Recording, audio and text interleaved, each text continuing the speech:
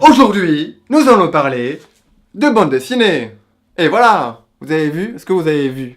Hein? Vous voyez? Vous voyez?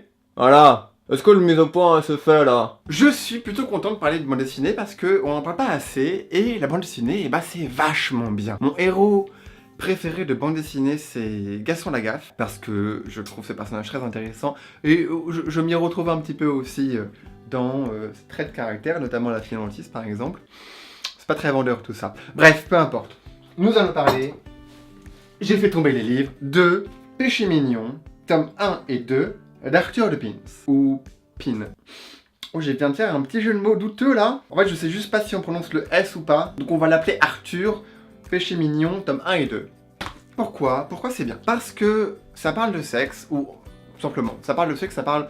C'est un peu érotique, c'est un peu coquin, mais ça le fait de façon simple, ça le fait de façon légère, ça le fait de façon non pornographique, et c'est rafraîchissant. Parce que ça fait du bien que ce sujet-là soit traité de cet angle-là, et l'humour, le dessin, fait que on en demande beaucoup, et voilà, on en demande beaucoup. Voilà, j'ai pas de conclusion de cette phrase. Vous avez vu, il y a des sextoys sur la dernière couverture. C'est pas mal, hein? Et là, il y a un petit monsieur. Bref.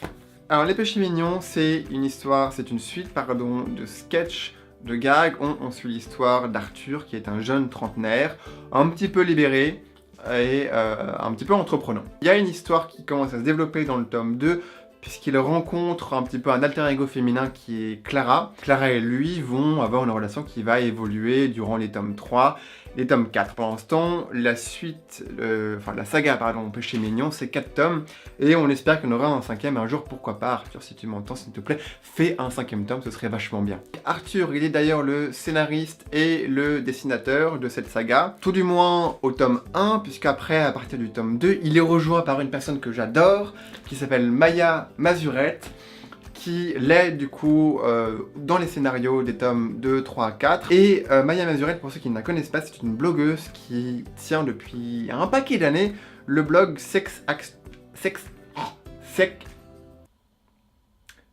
Actu, voilà, qu'elle a tenu pendant un moment un peu seule, je crois. Elle avait des cochons roses sur son site, et puis après maintenant elle tient toujours le même blog, mais pour le magazine en ligne pour hommes, enfin le magazine pour hommes simplement, QG, ou GQ.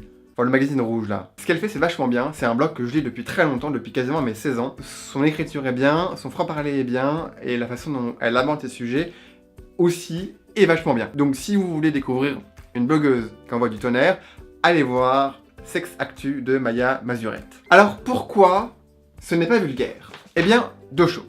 Déjà, l'auteur ne sacralise pas la sexualité. C'est-à-dire qu'il la présente telle qu'elle, sans artefact, avec un traitement humoristique. On n'est pas sur de l'humour vulgaire, on est plutôt sur un humour fin où chacun peut à peu près s'y retrouver. Les situations sont quasiment des situations de la vie quotidienne. Deuxième point, ce n'est pas vulgaire à cause du dessin. Alors, j'avais lu quelques critiques en ligne de ces BD. Apparemment, on est sur du dessin vectoriel. Après, j'y connais strictement rien en dessin, donc je pourrais pas dire. Mais les petits bonhommes comme ça, beaucoup de sphères, beaucoup de courbes, apparemment, c'est du dessin vectoriel. Donc le dessin n'est pas très détaillé, on est sur un aspect un peu plus cartoon, ce qui du coup accroît l'effet humoristique et tend à diminuer l'effet érotique. Par contre, forcément, effectivement, il y a un côté érotique. Évidemment. Ça se voit dès la couverture, quoi. Voilà, c'est pas un truc que vous allez offrir à votre gamin de 10 ans. Pas sûr qu'ils comprennent toutes les subtilités. Mais même si c'est érotique, ça reste un truc soft. Les Péchés Mignons d'Arthur de Pins, ce n'est pas un chef-d'œuvre, mais en même temps, personne ne lui demande d'être un chef-d'œuvre. Certaines personnes peuvent ne pas apprécier le dessin qui, justement, a un côté un peu lisse, un peu plat. Moi, personnellement, ça me dérange pas du tout. Alors, aussi, je trouve que l'humour est accessible. Après, on peut ne pas aimer. C'est peut-être pas très moral pour certains.